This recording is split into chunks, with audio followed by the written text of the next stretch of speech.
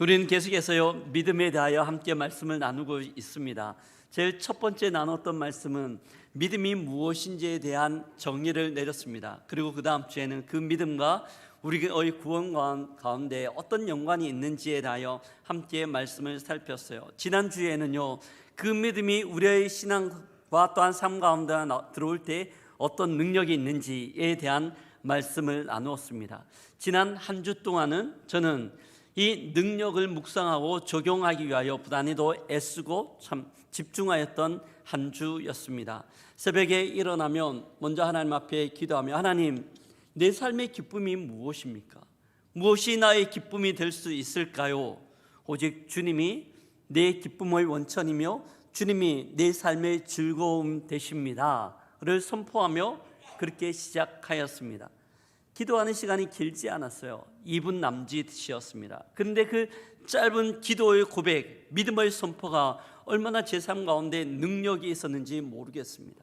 지내다가 보면 제 마음을 눌리게 만들고 참 힘겹게 하는 여러 가지 상황 가운데서도 주님, 상황에 반응하는 것이 아니라 주님이 제 삶 가운데 기쁨이시며 능력이신 줄 믿습니다. 이 믿음으로 반응하게 해주십시오 라고 선포할 때마다 많은 염려들과 근심들이 사라지고 하나님이 주신 은혜들로 제 마음이 또한 제 삶의 공허한 부분들이 채워졌습니다. 이런 은혜가 저뿐만이 아니라 우리 모두에게 있기를 주의 이름으로 축복합니다. 아멘. 오늘은요 믿음에 대하여 살피는 마지막 시간입니다. 이 믿음으로 살아간다는 삶이 도대체 어떤 모습이어야 하는가, 어떻게 살아가는 것이 믿음으로 살아가는 삶의 모습인지에 대한 내용입니다. 우리는 흔히 지내면서요 주위에서 믿는 사람이 왜 저렇지? 믿는다고 하면서 왜 저럴까라는 이야기를 종종 듣습니다.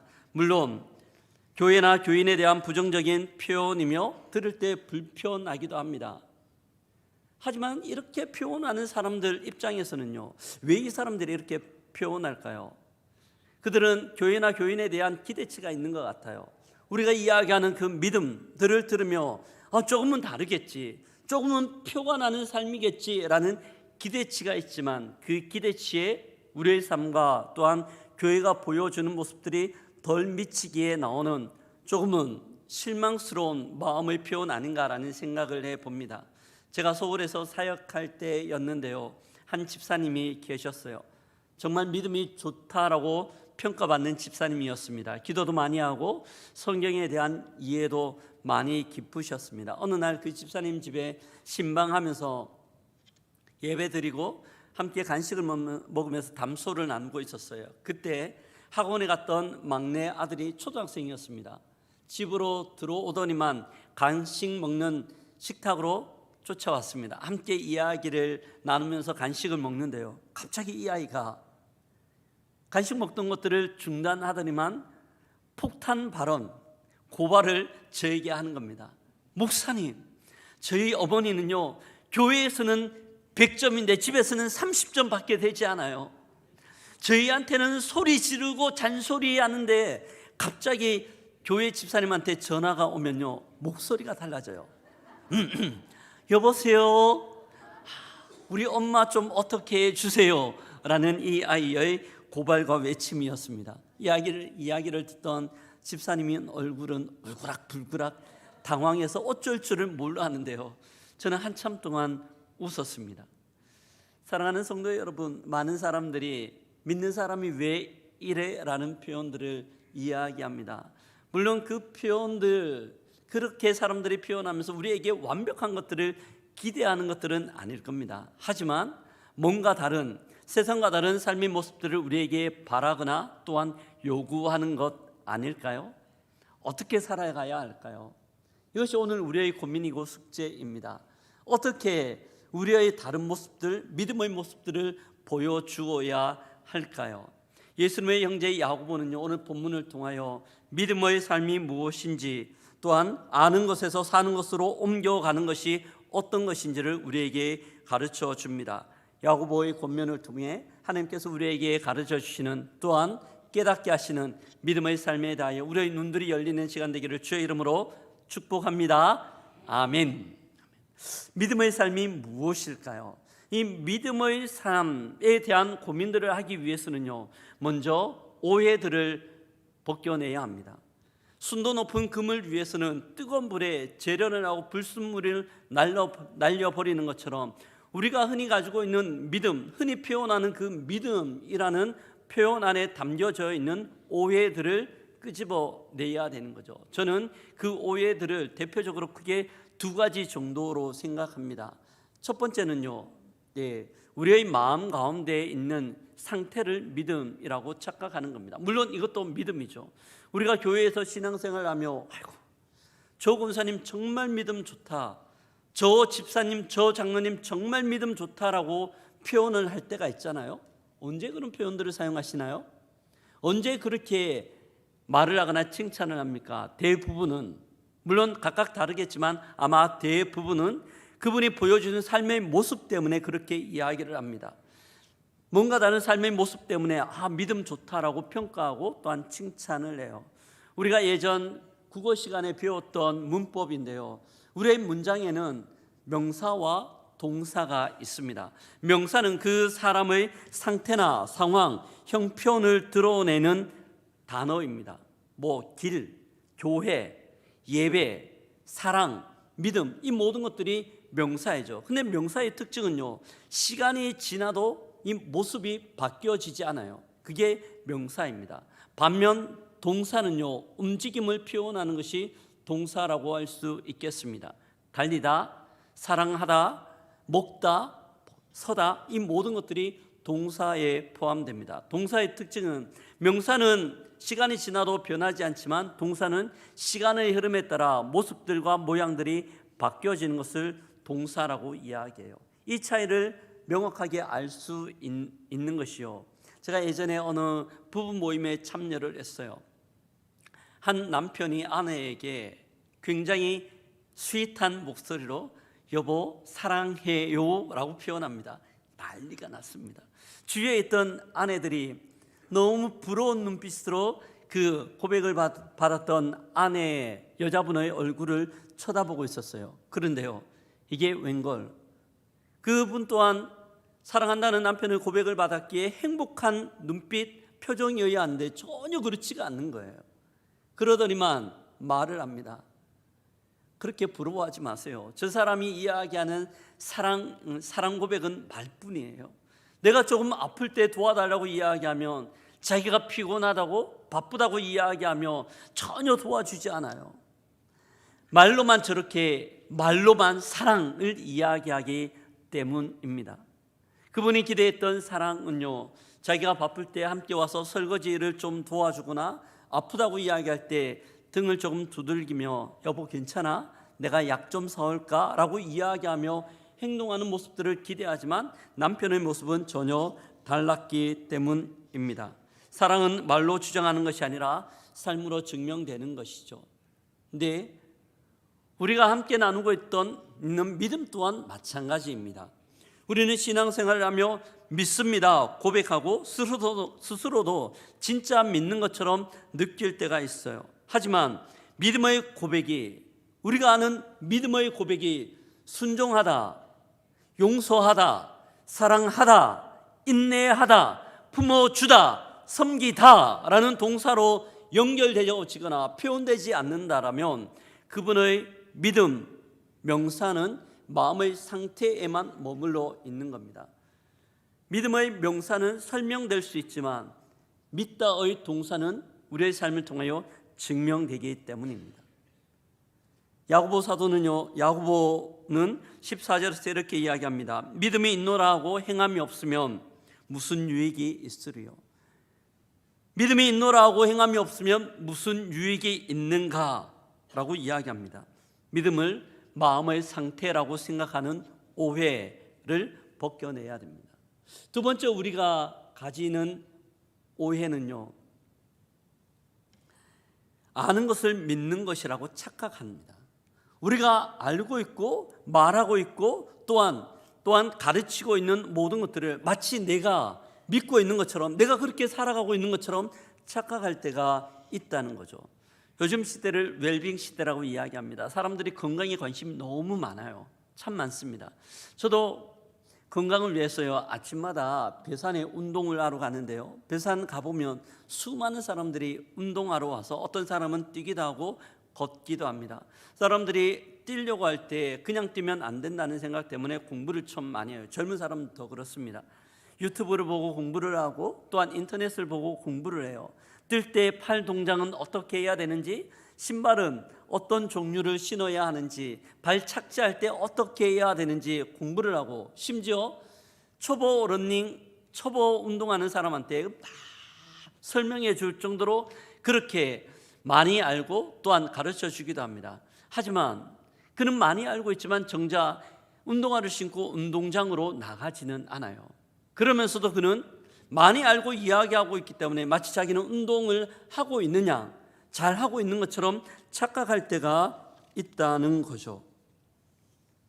이것이 우리의 믿음 가운데도 동일합니다.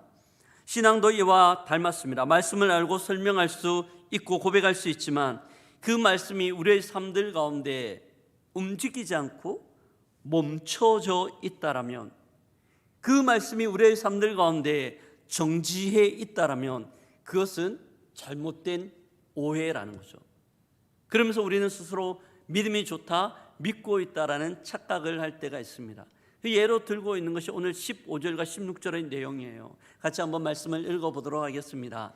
만일 형제나 자매가 헐벗고 일용 양식이 없는데 너희 중에 누구든지 그에게 이르되 평안히 가라, 덥게 하라, 배부르게 하라 하며 그 몸에 쓸 것을 주지 아니하면 무슨 유익이 있으리요. 우리 주위에 보면 어렵고 힘겨운 이웃들이 있습니다. 그들을 보면서 아유, 추운 날씨에 너무 고생 많으시죠? 좀 따뜻하게 하세요.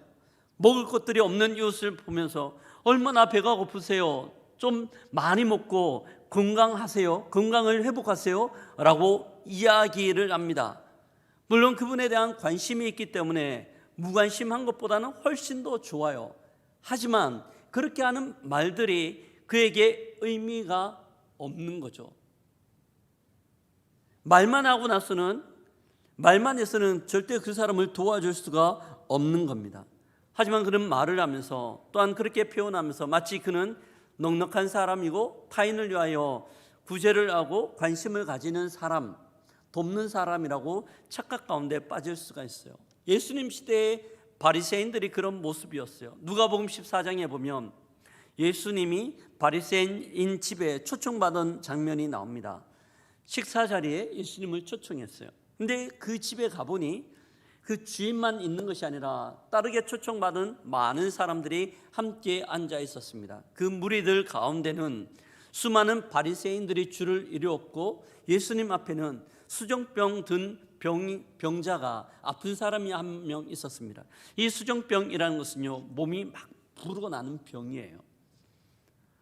예수님 앞에 앉아 있는데 그 장면을 바리새인들이 몰래 엿보고 있었어요. 참 얌체 같아요. 몰래 엿보면서 예수님이 어떻게 하나 그냥 실눈을 뜨면서 곁눈질하며 그렇게 보고 있었던 거죠. 왜 그랬을까요? 예수님이 초청받은 날이 안식일이었는데 안식일 날 병자를 고침으로 일을 하는지 안식일을 범하는지 범하지 않는지 꼬투리를 잡기 위해서입니다. 그 모습을 보고 있던 예수님께서 다 아셨어요. 수정병 든 환자를 고치기 이전에 이야기합니다. 바리새인들 가운데 내가 너희들한테 한 가지 질문을 하고 싶다. 만약 안식일 날 너희들의 자녀가 물에 빠졌을 때, 죽어갈 때 너희를 어떻게 하겠느냐? 가만히 두겠느냐? 안식일을 지킨다는 명목 아래 자식을 죽도록 그냥 내버려 두겠느냐? 만일 안식일 날 길을 가는데 너희 집소가 우물에 빠졌는데 너희들 어떻게 하겠느냐?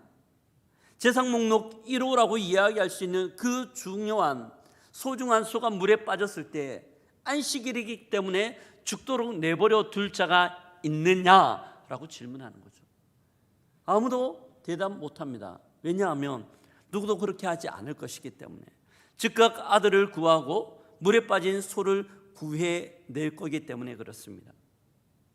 예수님은 이 바리새인들을 바라보며 이들의 가식적인 모습들을 고발하고 회칠한 무덤이라고 책망하고 계십니다. 그리고 수정병 든 환자를 고쳐주셨어요. 바리새인들은요, 하나님을 너무나 잘 알고 있는, 하나님에 대하여 해박한 이해와 말씀에 대한 지식을 갖고 있던 부류였습니다. 하지만 이들은 하나님의 말씀을 안다고 이야기하였지만 하나님의 마음이 무엇인지, 하나님이 어떤 것인지, 어떤 것을 원하시는지에 대해서는 전혀 관심이 없는, 오히려 그들이 세워놓는 규칙과 규율이 그 모든 관심의 대상이고 마음을 두고 있는 이들이 바리새인이었습니다. 우리의 모습은 그러하지 않는가라는 생각이 듭니다. 우리가 많이 알고 있고 또한 많이 이야기하기 때문에, 가르치기 때문에 우리는 그것이 나의 모습이냐, 우리가 그렇게 살고 있느냐 착각할 때가 있는 거죠. 이것이 제가 지금까지 살펴본 믿음이라고 이야기할 때 우리가 가질 수 있는 두 가지 착각 오해입니다. 마음의 상태를 그냥 믿음의 전부로 생각한다든지, 아니면 내가 알고 있고 말하는 것들을 마치 내가 살고 있는 것처럼 그렇게 착각하는 오류입니다. 우리는 믿음이라는 표현 안에서 잘못 가지고 있는 오해들을 한꺼풀 두꺼풀 벗겨냈습니다. 이제 어느 정도 성경이 우리에게 말씀하고 있는 믿음을 이야기할 차례입니다. 어떻게 해야 될까요? 그러면 그 바른 믿음, 오해를 걷어낸 믿음들을 가지고 어떻게 살아가야 할까에 대한 질문입니다. 우리는요, 설교 서두에서 동사와 명사에 대하여 함께 살펴보았습니다. 믿다라는 동사는 내 삶에 대한 행동을 의미합니다. 반면 믿음이란 명사는 행동이 계속될 때 만들어지는 내 마음의 상태입니다. 믿다라는 동사가 씨앗이라면 믿음이라는 명사는 믿다라는 동사의 씨앗이 심겨져 자라나 커져 있는 나무를 의미할 수 있습니다. 그러므로 살아있는 믿음이란 결단하는 순종이 한 번이 아니라 계속해서 반복되어 삶으로 표현되는 모습입니다. 이것이 진정한 믿음이에요. 동사와 함께, 우리의 삶과 함께 동행하며 함께 어우러지는 거죠. 한 번이 아니라 계속해서 반복입니다.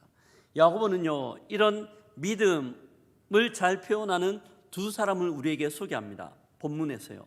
한 사람은 믿음의 조상 아브라함이고요, 또 한 사람은 이방 여인, 또한 여리고성의 기생이었던 라합의 모습을 우리에게 보여주고 있습니다.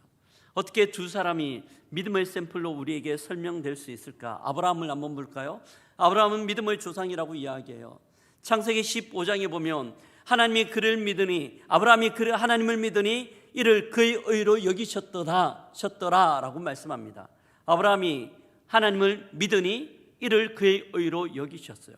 15장에 나오는 내용이고 하나님께서 아브라함의 믿음을 인정하셨습니다. 그런데 조금 시간이 지나고 22장에 보면 하나님께서 아브라함의 믿음을 테스트하십니다. 100세 때 낳았던 너무나 사랑하는 아들 이삭을 오늘날 하나님께서 제물로 바치라고 명령하십니다. 너무나 당황스러운, 깜짝 놀랄 만한 일이에요. 여러분 같으면 이 상황 가운데 어떻게 반응하시겠습니까? 너무나 사랑하는 100세 때 낳은 딱 한 명의 아들이 있는데, 하나님이 주셨는 아들인데 제물로 바치고 죽여서 바치라고 이야기해요. 어떻게 하시겠습니까? 만약 제가 그 자리에 있었다면 너무나 황당했을 것 같아요. 하나님, 이건 뭡니까? 하나님, 저한테 선물로 주신 게 이삭인데 이럴 것 같으면 주시지 마시지. 왜 주셨다가 한참 좋을 때 뺏어 가십니까? 이건 상식적이지도 않고, 하나님 이럴 수는 없습니다. 하늘을 향하여 삿대질하거나 뻗팅기며 하나님의 말씀에 순종하기보다는 그냥 무시하는 삶의 모습을 택했을 것 같아요. 그런데 아브라함은 그렇지 않습니다. 하나님이 말씀하시고 난 바로 그 다음 날 이른 아침 그는 이삭을 데리고 모리아산으로 향하게 됩니다. 그리고 모리아산 정상에서 이삭을 칼로 죽여 제물로 제사 지내려고 했던 것이 아브라함의 모습이에요. 어떻게 아브라함이 이렇게 할 수 있었을까요? 참 쉽지 않는 결정인데 어떻게 아브라함은 이렇게 할 수 있었을까? 그 이유들을 성경 두 군데서 우리에게 말씀해 주고 있습니다. 창세기 21장 12절과 히브리서 11장 15절에서 말씀해요. 함께 읽어보도록 하겠습니다. 하나님이 아브라함에게 이르시되 내 아이 내 여종으로 말미암아 근심하지 말고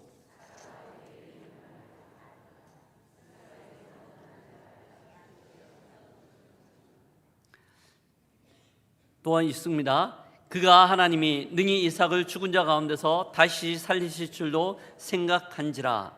그가 하나님이 능히 이삭을 죽은 자 가운데서 다시 살릴 것으로 확신하고 있었어요. 뿐만 아니라 자기의 모든 자녀의 축복, 자손의 축복은 이 이삭으로 말미암아 이루어진다는 하나님의 약속들을 그는 믿음으로 고백하고 신뢰하고 있었습니다. 그래서요, 아브라함에게 이삭은 사랑의 대상인 동시에 하나님이 주신 약속의 증거였습니다. 그의 이성으로, 그의 상식으로 도저히 이해되지 않았지만 이 하나님에 대한 신뢰 때문에 믿음의 결단으로 순종의 길을 가고 있는 것이 아브라함의 모습입니다. 이삭을 바치는 행위는 사랑을 포기하는 일이 아니라 약속을 다시 하나님께 맡기는 선택이었습니다. 다시 한번 말씀드립니다.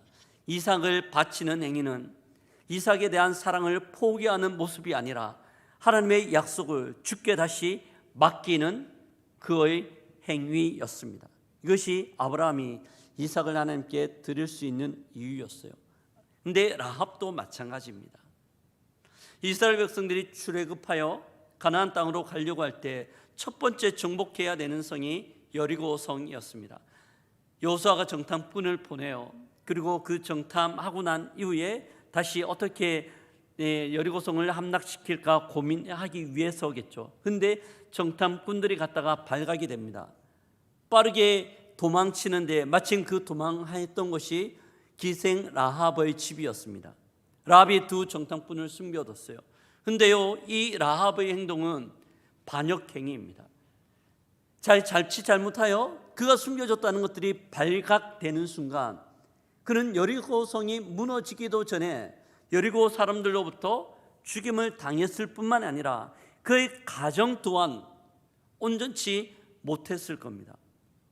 엄청난 위험이 있는 상황 가운데서도 기생 라합은 이 두 정탐꾼을 숨겨줬어요. 왜 그랬을까요? 여호수아 2장 11절에서 이야기합니다. 너희 하나님은 하늘 위로도 하나님이시오 땅 아래에서도 하나님이시다 이야기합니다. 그런데요, 기생 라합은 아브라함처럼 믿음의 조상도 아니었어요. 이방인 여인이었고 그의 직업은 형편없는 자리였습니다. 그럼에도 불구하고 그는 단 한 가지 하나님의 선하심 또한 하나님의 능력에 대한 믿음으로 말미암아 그의 삶의 결단을 하고 반응을 하고 있는 겁니다. 사랑하는 성도 여러분, 우리의 믿음이라는 것이요 또한 믿음의 선택이라는 것이 성경을 많이 알기 때문에 할 수 있는 것 아니죠.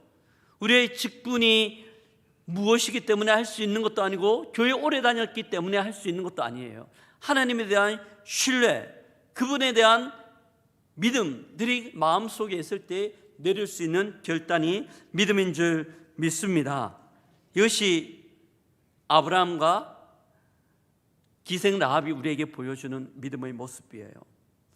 오늘 우리가 읽었던 성경 가운데 나오는 믿음이라는 단어의 원어적 의미를 살피면 맡기다, 의탁하다라는 의미입니다. 누구누구에게 자기를 맡기다, 무엇에 자기를 의탁하다라는 의미를 가지고 있습니다. 야고보는 행함을 말할 때 무언가 대단한 업적이나 아니면 영웅적인 행동을 우리에게 요구하지 않습니다. 대신 나의 반복되는 평범한 일상 가운데서 삶의 결정을 하나님께 맡기는 것이 믿음입니다. 나의 주도권을 주인 되신 하나님께 맡기는 거죠. 믿음은 단순히 무엇을 안다고 말하는 것이 아니라 주님께 나의 삶을 맡기는 의탁의 행위입니다. 내 판단이 흔들릴 때 주의 말씀 쪽으로 나의 발걸음을 옮겨 놓는 것이에요. 왜 이런 믿음의 행동들을 할 수 있습니까? 나는 온전하지 않기 때문에, 나는 부족하기 때문에, 내 힘으로는 할 수 없기 때문에 그 하나님 앞에 의탁을 하는 겁니다. 그 하나님께 나의 삶들을 맡기는 것이 믿음인 것이죠. 근데 이것을 알면서도 참 쉽지 않습니다. 왜 그래요? 손해볼까 봐, 혹시나 잘못될까 봐, 혹시나 더 힘들어지는 것은 아닐까라는 염려와 걱정 때문입니다.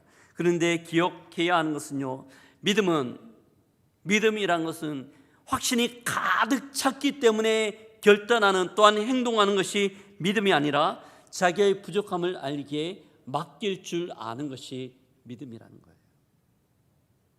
흔히 우리가 하는 오해 가운데 하나이죠. 믿음이 충만해야 내가 뭔가를 하겠다 생각하지만 믿음이 충만할 때는 쉽게 오지 않아요. 대신 믿음의 작은 결정들을 하면서 나의 부족함을 하나님 앞에 내어 맡기는 것이 믿음의 모습입니다. 야고보가 우리에게 이야기해 주는 모습이에요. 이제 마지막입니다. 그러면 우리는 어떻게 반응해야 될까? 우리는 어떻게 행동해야 할까요? 야고보는요, 오늘 본문에서 이 결론적인 말씀들을 우리에게 하나 이야기하는데요, 26절입니다. 함께 읽어보도록 하겠습니다. 영혼 없는 몸이 죽은 것 같이 행함이 없는 믿음은 죽은 것이니라. 한 번만 더 읽어볼까요? 영혼이 없는 몸이 죽은 것 같이 행함이 없는 믿음은 죽은 것이라. 영혼 없는 몸이 죽은 것 같이 행함이 없는 믿음은 죽은 것이라고 이야기합니다. 근데 이 표현에 보면요, 조금 재미있어요. 예수님의 형제 야고보는 행함 없는 믿음을 향하여 믿음이 없다라고 표현하지 않습니다. 믿음이 죽었다라고 이야기해요. 왜 죽었다라는 표현들을 사용할까요? 그것은 믿음이 완전히 없는 상태가 아니라 기력이 다한 상태, 숨을 헐떡헐떡거리는 상태를 의미하는데요, 이때는 믿음이 있지만은 더 이상 믿음의 역사와 하나님의 능력들은 나타나지 않기 때문입니다.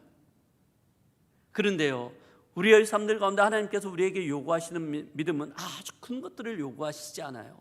주께서 우리에게 말씀하시죠. 너희 중에 누구든지 겨자씨 하나일 만한 믿음만 있다라면, 너희에게 겨자씨 하나일 만한 믿음만 있다라면 이 산을 들어 저 바다 가운데 던질 수 있다고 우리에게 말씀합니다. 하나님께서 우리에게 바라시는 믿음은 아주 거대한 거창한 것도 아니에요. 저 아프리카에 양식이 없는 나라 아이들 어떻게 그 가난을 구제할 것인가, 전쟁으로 말미암아 수많은 난민이 있는데 그 난민 문제를 어떻게 해결할 것인가, 그것들에 대한 결단들을 우리에게 요구하시는 것 아니라는 거죠. 그런 거대 담론의 이야기가 아니에요. 단지 매일매일 우리가 경험하는 삶의 자리에서 소소하지만 하나님이 바라시는 것들이 무엇인지 분별하고 거기에 집중하며 반응하는 것들을 주님은 우리에게 원하십니다. 믿음은 생길 때까지 기다리는 사람이 아니라 믿음은 선택을 반복적으로 믿음 안으로 들어가는 것을 의미합니다. 믿음은 생길 때까지 우리가 기다리는 것이 아니라요, 선택적 반복으로 믿음 안으로 들어가는 것이 우리가 감당해야 되는 삶의 몫이에요. 우리 고영교회는 이런 믿음의 선택들을 따라 믿음 안으로 들어가려고 합니다. 그 발걸음들을 계속해서 옮겨놓고 싶어요. 그래서 지금 하고 있는 사역이 사랑의 나눔 상자, 사랑의 상자 나눔을 하려고 합니다. 별것 아니죠. 큰 것 아닙니다. 그럼에도 불구하고 우리가 불우한 이웃들과 연말이 되어 좀 어려운 이웃들을 그리스도의 사랑과 마음으로 함께 나누려고 해요. 주께서 우리에게 말씀하셨기에 우리의 발걸음, 믿음의 발걸음을 한 걸음 내딛는 거죠. 이거는 1년만 할 것 아니라 계속해서 할 겁니다. 저는 우리 고영교회를 보면서요, 가정 단위로 이런 사역들을 좀 했으면 어떨까 하는 생각들을 가집니다. 부모님들이 아이들을 모아놓고 상자를 열고 필요한 물건들을 하나씩 넣는 거죠. 아이들이 이야기합니다. 아빠, 왜 이렇게 해요? 엄마, 이건 뭐예요? 아, 이거? 하나님께서 우리에게 이웃을 사랑하라고 하셨는데 어떻게 사랑할까 고민하며 함께 그 사랑을 나누는 거야. 너희들도 함께 했으면 좋겠어 라고 아이들에게도 그들의 몫을 남겨두는 겁니다. 그렇게 할 때 아이들에게 믿음을 설명하거나 말씀을 이야기하는 것이 아니라 믿음이 어떤 것인지 보여주고 말씀이 삶으로 표현되는 것이 무엇인지 함께 나누는 거죠. 그럴 때 이 아이들이 믿음의 세대 계승의 주인공으로 설 수 있을 줄 믿습니다. 이것이 우리가 감당해야 되는, 우리가 내딛는 믿음의 발걸음이에요. 이런 믿음의 발걸음은 계속해서 진행될 겁니다. 1층 로비에 보시면 사랑의 상자 나눔, 상자를 모아놓는 큰 나무통이 있어요. 혹시 앞에 적혀 있는 그 이름 표현이 있는데 뭔지 아십니까? 뭔지 아십니까? 요셉의 창고입니다. 요셉의 창고. 이 요셉의 창고는 상시 운영할 겁니다. 현대인들은요, 물건이 없어 힘들지 않아요. 물건이 넘쳐나서 힘들지. 집집마다 물건들이 너무 많아요. 어떻게 처리할까? 그게 고민이에요. 어르신들이 하는 말씀이 있죠. 쌓아두면 뭐 된다고 합니까? 쌓아두면 그게 된다고 이야기합니다. 집에 많이 있는 것들 그냥 가지고 옵니다. 쌓아두지 않고 나눔을 통하여 하나님의 사랑이 흘러갈 수 있도록 하는 것이죠. 이렇게 할 때 우리의 믿음들이 조금씩 행동들을 통하여 우리의 마음 가운데 또한 우리의 모습이 될 수 있는 겁니다. 우리 고용교회는 내년에 120주년을 맞이합니다. 120주년 사역, 수많은 사역들을 계획하고 있는데 이 믿음의 발걸음들을 옮기는 사역들을 함께 진행하려고 합니다. 사랑하는 성도 여러분, 이 발걸음 가운데 함께 동참할 수 있기를 주의 이름으로 축복합니다. 함께 가는 거예요. 공동체와 함께. 근데 이렇게 함께 갈 때 중요한 게 하나 있습니다. 뭔가 하면 믿음을 선택할 때 선행되어야 하는 게 있습니다. 하나님과의 인격적 만남이에요. 믿음을 삶으로 표현하는 것이 너무너무 중요하지만 하나님과의 인격적 만남이 빠진 우리의 행위들은 자칫 율법주의가 될 수 있기 때문입니다. 자칫 자기의 의를 드러내고 자기를 자랑하는 모습이 될 수 있기 때문이죠. 사람들이 몰라주면 서운해하고 또한 상처받습니다. 왜 그래요? 하나님과의 인격적 관계에서 은혜가 주는 기쁨에서 나온 모습들이 아니라 나를 드러내기 위한 모습에서 나온 행동이기 때문입니다. 은혜가 밑바탕이 되고 그 은혜 위에 믿음이 세워질 때 그 믿음은 세상 사람들에게 예수 믿는 사람 다르네, 저거지, 저게 참 모습이지, 그런 칭찬을 받게 되고 이를 통하여 주님께 영광 올려드릴 수 있는 것이죠. 말씀을 마무리합니다. 사랑하는 성도 여러분, 4주 동안 우리는 믿음에 대하여 함께 살폈습니다. 마음 가운데 어떤 생각 또한 어떤 마음의 결정들이 드셨습니까? 믿음은요, 우리의 머릿속에 있는 것이 아니라 삶으로 표현되며 우리의 심장을 움직여 하나님 앞에 결단하게 하는 것이, 그리고 선택하는 것이, 하게 하는 것이 믿음이라고 성경은 우리에게 가르쳐 줍니다. 한 아저씨가 있었습니다. 믿음 좋은 아저씨였습니다. 근데 이 아저씨의 특징은요, 앞을 보지 못하는 시각장애인이에요. 그럼에도 불구하고 하루를 빠지지 않고 새벽에 하나님의 전에 올라 기도하였고 또한 수많은 사람들을 향하여 구제하는 손길들을 멈추지 않았습니다. 참 신실하게 주님을 섬겼어요. 그런데 아들은 달랐습니다. 아버지가 이렇게 하나님 앞에 열심히 섬기고 기도하고 충성하는데 왜 하나님은 아버지의 병을 고쳐주지 않는가? 왜 하나님은 우리 집안 살림을 좀 낫게, 좀 좋게 만들어주지 않는가라는 실망과 회의 때문에 믿음을 떠나버렸습니다. 그렇게 살아갔던 거죠. 그리고 한참의 시간이 지났어요. 아버지가 돌아가셨습니다. 아들이 아버지의 장례를 다 치르고 난 이후 집에 돌아와 아버지가 남겨두신 유품들을 정리하고 있을 때였습니다. 어느 서랍장에 보니 아버지가 읽으시던 점자 성경책이 있었고 그 옆에 오랫동안 기록한 점자 일기가 있었습니다. 근데 그 일기를 펼치는 순간 가슴이 막혀왔습니다. 그 일기에 그렇게 적혀져 있었어요. 나의 인생에서 눈이 보이지 않는 것은 슬픈 일이 아니었다.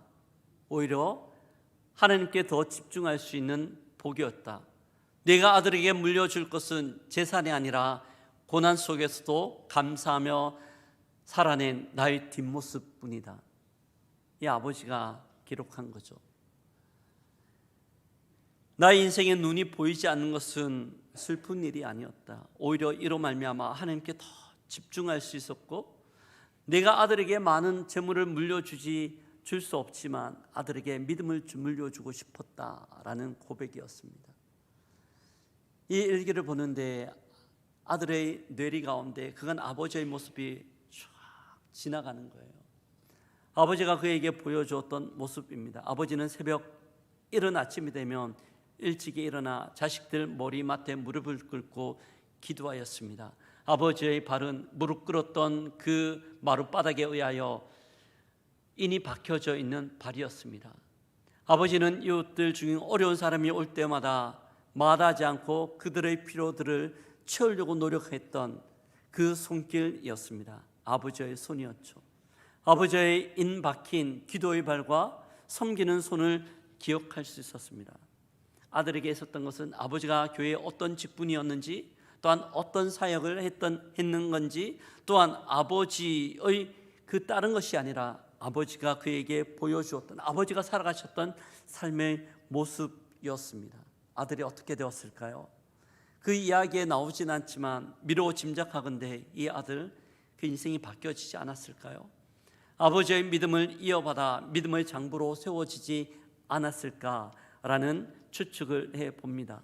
사랑하는 성도 여러분, 우리에게 숙제로 남아 있습니다. 우리는 우리에게 주어진 삶들을 어떻게 살아가야 할까요? 일주일의 삶들 가운데 하나님이 우리에게 도전하는 것들은 무엇입니까? 믿음이 명사가 아니라 동사가 되어 펼쳐져야 되는 도전들입니다. 조금 더 인내하는 것, 다른 사람들을 향하여 용납하고 섬기는 것, 이야기를 들어주고 그들의 필요들을 채우는 것, 사랑하는 것, 우리가 행해야 하는 동사, 하나님께서 우리에게 우리의 마음 가운데 부담을 주는 것은 어떤 것입니까? 한 주 동안 이 마음 붙들고 믿음이 명사가 아니라 동사가 되어 주님께 영광 올려드릴 수 있는 우리 모두가 되기를 주의 이름으로 축복합니다. 아멘.